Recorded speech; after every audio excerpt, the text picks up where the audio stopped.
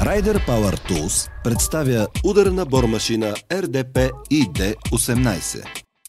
Удобна дръжка за сигурен захват.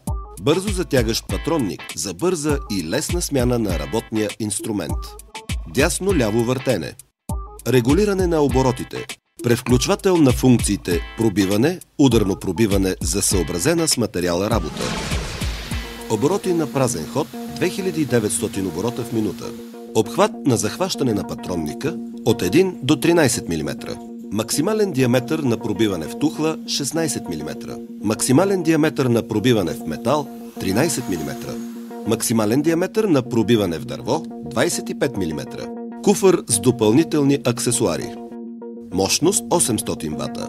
Тегло 2 кг 220 грама.